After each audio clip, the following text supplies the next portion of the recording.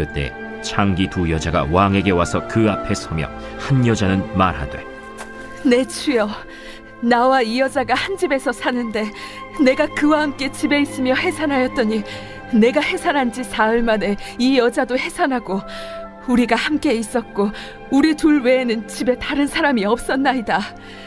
그런데 밤에 저 여자가 그의 아들 위에 누움으로 그의 아들이 죽으니 그가 밤중에 일어나서 이 여종 내가 잠든 사이에 내 아들을 내 곁에서 가져다가 자기의 품에 누이고 자기의 죽은 아들을 내 품에 뉘었나이다.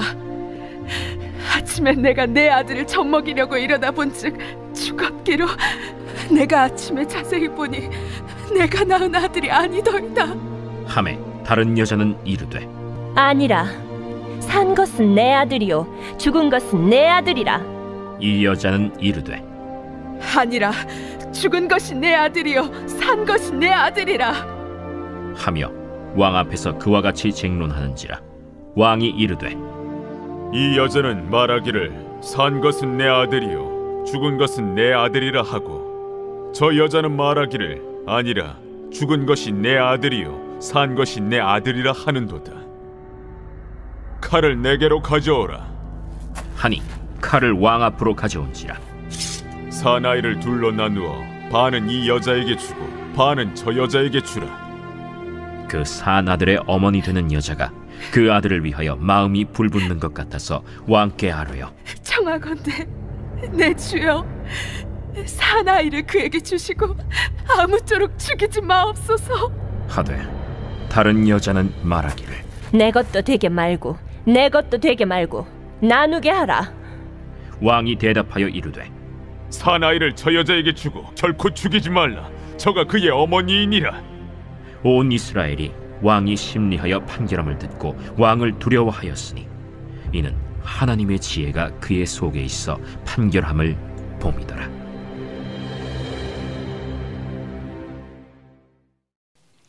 우리 새벽에도 주님의 보좌 앞으로 나오신 성도님들에게 하나님의 은혜와 평강이 함께 하시기를 축원드립니다. 네, 오늘 열왕기상 3장 후반부 함께 살펴보도록 하겠습니다. 열왕기서는 왕들에 대한 이야기입니다. 이 왕들에 대한 이야기는 이스라엘의 단순한 역사가 아니고 왕 같은 제사장으로 부름받은 우리들을 위한 복음의 이야기입니다. 이스라엘의 왕들은 선한 왕과 악한 왕으로 나뉘어지는데 그 기준은 다윗의 길로 행하였는가입니다. 왕 같은 제사장으로 부름받은 우리들이 하나님께 칭찬받는 선한 왕이 되기 위해서는 예수 그리스도의 길로 행할 때에 칭찬을 받게 될 것이죠. 다윗이 죽은 이후에 솔로몬이 왕위에 올랐습니다. 다윗은 죽기 바로 직전에 솔로몬에게 유언을 하게 되는데 세 가지의 당부를 합니다. 첫 번째는 아버지로서 대장부가 되기를 당부하고요. 이것은 스스로 왕을 입증해내라는 것이었습니다. 두 번째는 신앙인으로서 하나님의 말씀을 따라 살게 되면 뭘 하든지 어딜 가든지 형통할 것이라고 권면합니다. 세 번째는 정치인으로서 왕으로서 그를 반대하는 세력들을 척결하라, 그를 제거하도록 이렇게 지시를 내리죠. 솔로몬은 20세 즈음에 왕위에 올랐지만 그는 아버지의 당부대로 정말 대장부처럼 대적들에게 굽히지 않고 단호하게 원칙대로 나라를 다스리는 모습을 보입니다. 그래서 솔로몬이 왕위에 오른 이후의 평가가 나라가 더욱 견고해졌다라고 이야기하고 있죠. 솔로몬이 당부한 것이 세 가지였습니다. 아버지로서, 신앙인으로서, 왕으로서. 솔로몬은 이 아버지의 당부 그리고 선왕의 당부, 이것은 잘 따랐지만 신앙인으로서의 다윗의 당부를 잘 따르지 못하고 있었습니다. 하나님께서 이스라엘의 왕을 세우신 목적은 하나님과 백성 사이에 신앙적 모범자로 세운 것이 가장 중요한 목적임을 우리가 사무엘서를 통해서 보았죠. 다윗의 뒤를 이어 성전을 지어야 될 이 솔로몬이 이 하나님의 말씀대로 하지 아니하면 하나님의 계획에 큰 차질이 생길 수 있습니다. 이 성전은 하나님의 법궤를 보관하고 또 하나님 나라의 상징적 건물이었기 때문에 매우 중요하였습니다. 하나님은 이 솔로몬에게 하나님의 말씀대로 하나님의 규례대로 행할 것을 알려주고자 하십니다. 보통 이제 선지자들을 통해서 알려주시는데 솔로몬 때는 선지자가 한 명도 등장하지 아니하였다고 어제 말씀을 드렸죠. 솔로몬이 선지자를 가까이 하지 않은 듯합니다. 그래서 하나님은 아주 급하게 하나님께서 꿈을 통해서 메시지를 전달해 주시죠. 당시에 가장 큰 산당이 있었던 기브온에서 1,000번제를 드리려 했던 이 솔로몬이 잠을 잘 때 꿈으로 말씀해 주십니다. 지혜를 구할 것을 이야기해 주신 것이죠. 이 꿈을 통해서 솔로몬은 깨닫습니다. 지혜를 구해야 되는구나. 이 지혜는 하나님의 말씀을 통해서 오는 거구나. 사실 솔로몬도 고민이 많았습니다.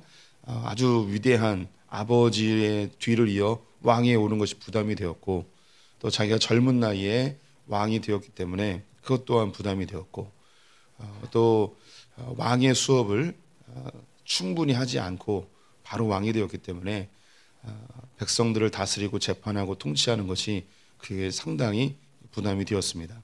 그래서 늘 이걸 어떻게 하면 좋을까 고민을 하였는데, 꿈에서 하나님께서 이 모든 문제의 해결점이 지혜에 있다. 지혜를 구해라. 그럼 이 지혜는 어디서 오는가? 하나님의 말씀을 통해서 온다라는 것을 알려주신 것이죠. 그러자 꿈에서 깬 이 솔로몬은 즉시 예루살렘으로 내려가서 언약궤 앞에 나아가 하나님께 예배하며 하나님의 말씀, 하나님의 지혜를 구하기를 사모하게 됩니다. 이렇게 하나님께서 메시지를 전한 이후에 바로 뒤에 이어서 오늘 읽었던 솔로몬의 지혜로운 판결의 내용이 등장을 하죠. 이 판결의 내용은 우리 성도들이 다 아는 내용이고, 또 교회를 다니지 않을지라도 아주 유명한 지혜로운 판결로 알려져 있습니다. 또 어린 시절 교회를 다녔던 분들은 이 본문을 가지고 연극도 해보셨을 것 같은데, 제가 그 시골에 있던 교회에서 할머니가 다니는 읍내 교회로 초등학교 4학년 때 그 교회를 등록하게 됐습니다. 그래서 첫 번째 그 크리스마스 때 성극을 하게 됐는데, 바로 그 4학년이 바로 이 본문을 가지고 연극을 했어요. 저는 생생하게 기억이 납니다. 제가 맡았던 배역이 망난이었습니다. 이 아기를 잘라야 되는 역할을 해야 되는 거죠. 저에게 그 역할을 맡긴 이유는 제가 대사를 잘 못 외워서 아무 대사도 아니고 그 소리만 지르면 됩니다. 예이 하면 되니까 저에게 그걸 시켰습니다. 아주 광란의 춤을 추며 제게 주어진 분량보다 한 1분 정도 더 춤을 췄던 것 같습니다. 그리고 아들이 연극에 나온다는 이야기를 듣고 어머니 아버지가 바쁜 일정을 쪼개서 크리스마스 때 연극을 보러 오셨던 장면이 기억이 납니다. 늦게 오셔가지고 본당에는 못 들어오셨어요. 옛날에는 그 교회에서 하면 정말 사람들 어마어마하게 모였습니다. 한겨울임에도 불구하고 다 모였죠. 어머니 아버지가 그 본당에 못 들어오고 그 창문 너머에서 저를 보고 있는 장면을 보았던 기억이 있습니다. 우리 성도님들 중에도 주일학교 다녔으면 이 본문으로 연극을 한 번쯤 해보지 않으셨을까 싶습니다. 오늘 본문은 간략하게 설명하자면 솔로몬 당시에 두 창기가 있었습니다. 한 집에 살고 있었고 이들은 비슷한 시기에 임신을 하게 되었습니다. 3일 간격으로 출산을 하였는데 한 어미가 잠에서 뒤척이다가 아기 위에 들어 누워서 아기가 질식해서 죽게 되었습니다. 깜짝 놀란 이 어미는 자기의 아들이 죽은 것을 안타까워하여서 자기 옆에 있는 다른 창기의 아이와 바꿔치기를 하게 된 거죠. 그런데 일어나 보니 아무리 봐도 자기 아기가 아닌 거예요. 그래서 이걸 가지고 누구의 아이인지 판명하기 위해서 솔로몬에게 재판을 청구한 거죠. 왕에게 지금 왕은 가장 높은 자리이고 창기는 이 당시에 가장 낮은 자리입니다. 모세오경에 보게 되면 이스라엘의 창기를 다 죽여버리라고 했거든요. 이렇게 다 죽인다고 해도 창기들이 다 없어지는 것은 아닙니다. 우리가 이제 법으로 도둑놈들을 다 잡아 죽인다고 해도 이 땅에서 도둑이 없어지지 않는 것처럼 말이죠. 그래서 이 창기들은 그 당시에 인간 취급을 받지 못했던 가장 낮은 위치에 있었는데, 어떻게 가장 낮은 위치에 있는 사람이 가장 높은 왕에게 가서 재판을 받을 수 있는가? 이것은 그 그 구약 이스라엘의 재판 제도를 좀 이해하실 필요가 있습니다. 몇 번 말씀드리긴 했는데 이스라엘은 삼심 제도를 가지고 있습니다. 첫 번째는 마을의 장로들, 성읍의 장로들에게 재판을 받습니다. 그 안에서 해결이 안 되면 레위 성에 있었던 제사장들에게 재판을 받게 됩니다. 이 제사장들도 재판을 하기가 어려우면 이것을 가지고 솔로몬에게 가게 되는 거죠. 그래서 이 재판은 이 두 창기가 곧바로 솔로몬에게 왔다기보다는 마을에 있었던 장로들에게 먼저 물어봤고, 그리고 이게 해결이 안 되니까 제사장들에게 물어봤고, 제사장들도 해결이 안 돼서 이것을 이제 공식적으로 솔로몬에게 가지고 가게 된 것이죠. 우리가 충분히 예상이 될 겁니다. 아무나 왕에게 와서 재판할 수 있는 게 아니겠죠. 오늘 이 재판은 아주 곤란한 재판입니다. 솔로몬 앞에서 서로 목소리를 높여 싸우기까지 하였습니다. 내 아들이다, 네 아들이다 하면서 막 싸우는 거죠. 이때에 솔로몬이 내린 판결은 그러면 그 아이를 가져와라. 그리고 칼을 가져와서 반으로 쪼개서 서로 자기 아들이라 하니까 반으로 쪼개서 나눠줘라 라고 했더니 친어미가 눈물을 흘리며 그럴 수 없습니다. 차라리 내가 포기할 테니 저 여인에게 주십시오 라고 하자, 그러면 진짜 엄마는 이 아이를 죽이지 말라고 하는 그 아이다, 엄마다 라는 아주 기가 막힌 판결을 하게 되었습니다. 이로 인해서 28절이 이제 결론인데요. 28절은 제가 읽어보겠습니다. 온 이스라엘이 왕이 심리하여 판결함을 듣고 왕을 두려워하였으니 이는 하나님의 지혜가 그의 속에 있어 판결함을 봄이더라. 결론은 솔로몬에게 하나님의 지혜가 임하였다는 것이었습니다. 하나님께서 기브온 산당에서 네가 구할 것은 부도 아니고 영광도 아니고 지혜이다. 근데 이 지혜는 하나님의 말씀으로부터 온다라고 지시해 주셨습니다. 솔로몬은 꿈에서 깨자마자 예루살렘으로 바로 돌려갔고 언약궤 앞에서 예배를 드리게 되죠. 이 언약궤는 하나님의 말씀의 상징물입니다. 여기에 하나님의 이 언약의 말씀이 이 안에 담겨 있죠. 바로 십계명 돌판 2개가 담겨 있었습니다. 그래서 이 법궤로부터 하나님의 말씀이 백성들에게 흘러나온다고 이야기하셨죠. 그래서 하나님의 말씀 듣기를 좋아하고 하나님의 말씀을 가까이 하는 솔로몬의 태도로 바뀌게 된 것이에요. 그러한 태도가 이런 지혜로운 판결을 내리게 되었다는 것이죠. 우리 성도님들도 이 솔로몬의 상황과 똑같지는 않지만 수없이 많은 결정과 선택을 해야 되는 상황에 놓여 있습니다. 우리 성도님들이 무엇을 선택하느냐에 의해서 내 인생 전체가 달라지기 때문에 선택 하나하나에도 무척 민감하게 반응하게 되죠. 또 굉장히 중요한 결정을 해야 될 때도 있습니다. 인생의 큰 고비 혹은 이 선택 하나로 내 인생이 완전히 달라질 수 있는 그런 상황, 이때에 우리가 무엇을 선택해야 되는가, 뭘 결정해야 되는가 고민이 많게 되죠. 우리는 미래에 대한 두려움을 늘 갖고 있고 실패에 대한 두려움을 갖고 있습니다. 내 선택으로 인생이 실패할 수도 있고 성공할 수도 있고 또 미래를 알 수 없기 때문에 어떤 선택에 의해서 내 인생이 편안하게 펼쳐질 수도 있고 심각한 고난을 맞이할 수도 있는 그런 늘 이 기로에 서 있는 것이 우리 인생입니다. 그래서 인간은 무엇인가 내 안에서 지식을 많이 쌓고 정보를 많이 얻고 또 많은 인간관계 속에서 지혜를 얻을 만한 사람들을 주변에 두고 싶어 하죠. 그래서 내가 알고 있는 지식과 정보와 또 인맥들을 통해서 어떤 것을 선택해야 되는지, 그래야지 내가 더 성공적으로 편안하게 살 수 있을지, 이거에 대한 우리의 간절함이 늘 있습니다. 우리 성도님들이 자녀들이 공부를 잘하길 원합니다.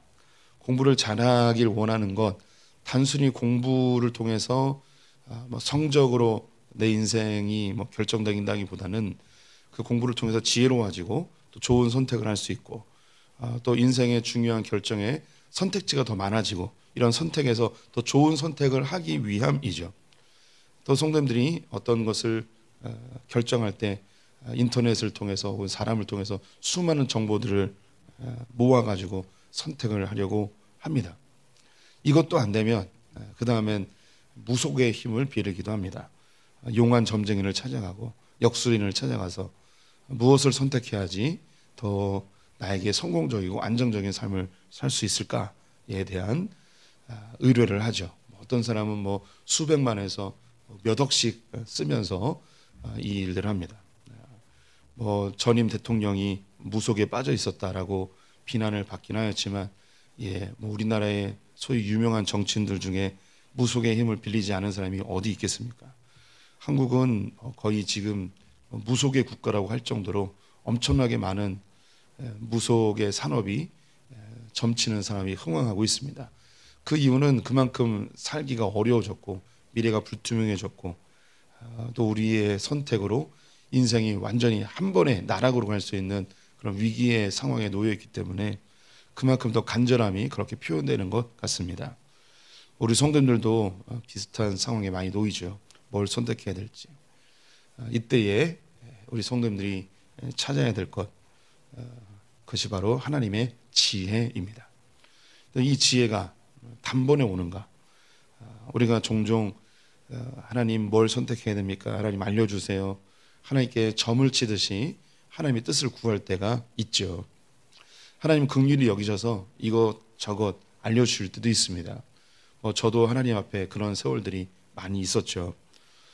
그런데 가만히 생각해 보면 제가 몇 번 말씀드렸지만 우리가 하나님의 뜻을 궁금해하는 것, 이것은 정말 하나님의 뜻이 궁금한 게 아니고 하나님의 뜻대로 하면 성공하고 하나님의 뜻대로 하지 아니하면 실패한다는 이 두려움이 우리 안에 내재되어 있기 때문입니다. 그래서 하나님의 뜻을 알아야지 내가 성공한다는 거죠. 내 안에 하나님의 뜻보다는 나의 성공과 나의 안전이 더 우선순위에 놓여 있습니다. 그래서 하나님을 우상처럼 점쟁이처럼 뭘 선택해야지 성공합니까? 뭘 선택해야지 보다 안전합니까? 라고 묻는 그런 요행을 구할 때가 있죠. 이거는 우리의 솔직한 고백입니다. 그런데 하나님 우리를 자녀 삼으셨기 때문에 긍휼히 여기셔서 그때마다 점을 치는 듯 하지만 알면서도 우리에게 답을 제시해 주실 때도 있습니다. 그런데 신앙이 어느 정도 성장하면 아무리 물어봐도 하나님이 대답해 주시지 않습니다. 이것은 않을 수도 있습니다가 아니라 않습니다. 하나님은 우리의 신앙이 성숙하는 과정 속에서 아무리 물어봐도 대답하지 않으십니다. 어느 단계에 이르면 아무리 물어봐도 대답하지 않으십니다. 이 새벽기도에 오신 분들 정도면 이미 많이 경험하셨을 거예요. 옛날에는 이렇게 저렇게 주님이 지도해 주셨는데 꿈을 통해서든 환상을 통해서든 어떤 징조를 통해서든 알려주시는데 어느 단계에 이르면 안 하세요. 그럼 하나님은 정말 안 하시는 걸까? 그게 아닙니다. 하나님이 이 지혜를 급하게 하나님의 음성을 듣거나 혹은 하나님의 징조를 구하거나 기적을 요하거나 이런 거 말고 하나님의 지혜를 말씀을 통해서 얻기를 원하십니다. 이 말씀을 통한 지혜가 무엇인가? 하나님의 말씀은 우리의 가치관이 됩니다. 가치관은 우선순위를 결정하는 우리의 관점입니다.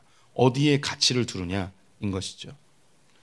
간단한 예로 주일날 돈을 벌어 갈 것인가 아니면 예배를 드리러 갈 것인가, 어디에 가치를 두느냐에 의해서 우리는 결정이 너무너무 쉬워집니다. 내가 돈을 한 푼 더 버는 것보다 하나님께 예배하는 것이 나에게 더 큰 유익이야. 그럼 우리의 가치가 예배에 있으면 예배로 가는 거죠. 선택과 결정이 너무 쉬워지는 거예요. 가치관이 형성이 되면.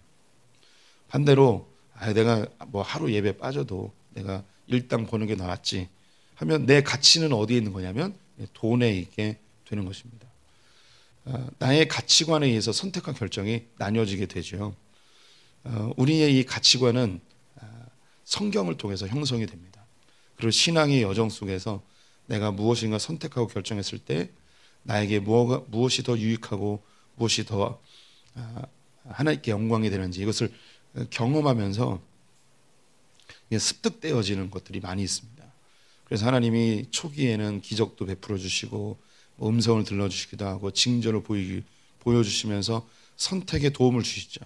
이것이 하나하나 나에게 경험치가 되면서 이렇게 결정하는 게 하나님이 원하시는 거구나, 이렇게 결정하는 게 하나님의 뜻이구나, 이렇게 결정하는 게 나에게 더 유익한 거구나, 하나님이 원하시는 거구나. 이렇게 하면서 조금씩 나의 가치관이 형성됩니다. 근데 그 가운데 하나님의 말씀을 읽지 않으면, 하나님의 말씀을 가까이 하지 않으면 계속해서 점치는 우상 숭배로 흘러가게 되어 있습니다. 솔로몬은 하나님을 사랑했습니다. 또 다윗의 법도대로 행하기 원했고 예배도 열심히 드렸습니다. 그런데 한 가지가 부족하다고 말씀드렸죠. 하나님의 말씀을 가까이 하는 것이 부족했습니다. 이제 하나님의 말씀을 가까이 했던 솔로몬에게 올바르게 판결하는 지혜도 얻게 되었습니다. 우리 성도님들이 흔히 이 세상 속에서 지혜롭다라고 하는 사람이 어떤 사람일까요? 야, 저 사람 참 똑똑해. 야, 저 사람 참 지혜로워. 라고 평가하는 그런 사람들. 반대로 아우 저 멍청한 놈, 저 어리석은 놈, 이렇게 평가하는 그 기준이 뭘까요? 보통 똑똑하다, 어리석다, 지혜롭다, 멍청하다 라고 선택하는 그 기준이, 평가하는 기준이 이 세상 속에서는요, 자기 실속을 잘 챙기는 사람들을 지혜롭다라고 이야기하고요, 손해보는 사람들, 자기 것도 잘 챙기지 못하는 사람을 어리석다, 멍청하다라고 평가를 하는 듯합니다. 그래서 우리 성도들도 뭔가 손해보고 자기 몫을 잘 못 챙기면 아이 멍청한 놈, 아이 멍청한 놈, 이렇게 생각을 하죠. 다른 사람 못 가졌는데 내가 딱 가졌어요. 그럼 스스로도 야, 난 참 똑똑해, 난 참 지혜로워 라고 평가를 합니다. 세상에서 지혜는 그런 거예요. 다른 사람보다 조금 더 앞서가고, 다른 사람보다 조금 더 챙기고, 다른 사람들보다 더 높은 데 있으면 이걸 지혜롭다라고 이야기합니다. 그런데 성경은 지혜로운 것을 그렇게 이야기하지 않습니다. 야고보서 3장에 보면 땅의 지혜와 하늘의 지혜를 구분하는 본문이 있어요. 땅에서 온 지혜를 이렇게, 특징을 이렇게 이야기합니다. 독한 시기, 다툼, 자랑, 거짓말, 정욕, 혼란. 이 땅의 지혜의 특징입니다. 독한 시기, 내가 더 잘 돼야 돼. 내가 더 높아져야 돼. 그래서 다른 사람과 다투고 경쟁해서 내가 조금 더 위에, 조금 더 많이, 조금 더 높이, 이렇게 하는 사람을 이 땅의 지혜라고 이야기하는 거죠. 내가 무엇인가 좀 더 얻으면 자랑하게 되는 거예요. 내가 이렇게 똑똑해서 이만큼 얻었어. 내가 가지고 있는 것, 내 위치를 이야기하는 그 내면에는 난 이렇게 똑똑해, 난 이렇게 지혜로워 라는 것이 깔려 있죠. 또 내가 조금 거짓말을 잘 해서 내 것을 얻으면 이 거짓말하는 것도 사기라고 하죠. 다른 사람을 속여서라도 이득을 얻는 것을 진짜 똑똑한 사람이라고 이야기를 합니다. 반대로 정직하게 이야기하는 사람을 미련하다고 이야기를 하죠. 이런 지혜는 세상에 혼란을 가져오게 됩니다. 모든 사람이 똑똑한 척하면서 거짓말을 하기 시작하면 세상은 다 혼란스러워지죠. 어쩌면 지금 그런 것 같습니다. 이 세상이 거짓으로 가득하고 자기의 몫을 챙기기 위해서 자기의 지혜를 뽐내며 세상이 더 혼란스러워지는 듯합니다. 근데 야고보서 3장에 하늘로부터 온 지혜, 즉 하나님께로부터 온 지혜의 특징을 이야기합니다. 성결, 화평, 관용, 양순, 긍휼, 선한 열매, 편견과 거짓 없음이라고 되어 있습니다. 하늘로부터 오는 지혜는 내가 좀 손해를 보더라도 하나님의 영광을 선택하는 거예요. 내가 좀 손해를 보더라도 공동체의 화평을 구하는 거죠. 내가 좀 손해를 보더라도 관용을 베풀고 선한 열매를 얻으려 하고, 내가 좀 손해를 보더라도 긍휼히 여기는, 이것이 진정한 지혜임을 이야기하고 있습니다. 우리 성도님들이 이 세상의 지혜는 결국 나의 이익을 취하는 것이 이 땅의 지혜예요. 하지만 하늘의 지혜, 하나님의 지혜는 내가 좀 손해를 보더라도 하나님의 영광을 선택하는 게 하늘에서 온 지혜입니다. 이것이 우리를 진정한 기쁨으로, 평강으로 인도해 줍니다. 참된 지혜의 왕으로 오신 분이 예수 그리스도이시죠. 그분은 자기의 모든 것을 손해 보셨습니다. 자기의 살과 피를 다 나누어 줬습니다. 예수 그리스도, 참된 왕으로 오신, 진정한 지혜자로 오신 그분께서 다 나누어 줬을 때 어떤 결과가 일어났는가? 이 땅에 평화가 임하게 되고 모든 사람들이 구원을 받게 되었습니다. 우리 성도님들이 하나님의 말씀으로 가치관을 세우고 이것이 우리의 지혜가 되었으면 좋겠습니다. 이 지혜는 내 이익을 얻는 것이 아니라 하나님의 나라와 영광을 선택하는 것이 참된 지혜입니다. 이제 솔로몬이 이렇게 지혜를 얻었어요. 그럼 그 이후에 솔로몬의 삶이 어떨지 궁금해집니다. 우리는 결론을 이미 알고 있죠. 솔로몬은요, 자기가 가진 이 지혜로 결국 자기의 이익을 얻는 것에 모든 것을 쏟아버립니다. 그리고 하나님께 엄청난 큰 징계를 받게 되죠. 우리도 왕 같은 제사장으로 부름받았습니다. 이 가운데 우리는 똑똑해지고 지혜로우고 싶은 사람들입니다. 주님 안에 있으면 세상 사람들이 보지 못하는 지혜가 분명히 생깁니다. 우리 성도들 스스로도 예전보다 내가 훨씬 지혜로워졌다는 것을 느낄 겁니다. 또 주님 때문에 내가 똑똑해졌음을 인정하는 분들이 여기 계실 거예요. 그러면 주님 주신 이 지혜로 나의 유익을 구할 것인가? 하나님의 영광을 위해 살 것인가? 이건 이제 우리의 몫이 되는 것이죠. 하나님의 영광을 선택하는 성도들 되시기를 축원드립니다. 기도하겠습니다. 하나님을 경외함이 지혜의 근본임을 말씀하신 주님, 이 세상에 지혜자들이 많고 스스로 교만하여 똑똑하다고 이야기하는 사람들도 많지만 결국 이 세상은 혼란과 다툼과 경쟁과 싸움뿐임을 고백합니다. 우리의 지혜로는 결코 우리를 평안하게 할 수 없음을 인정합니다. 오직 하나님께로부터 온 지혜가 관용과 화평과 긍휼을 베풀음을 알기에 이 안에 우리의 참된 기쁨이 있음을 고백합니다. 하나님이 주신 지혜를 사모하는 자들 되게 하시고 주님 주신 지혜로 나의 유익이 아니라 하나님 나라와 영광을 위해 사는 자들 되게 하여 주시옵소서. 오늘 하루 주님께 의탁하며 예수님의 이름으로 기도드렸습니다.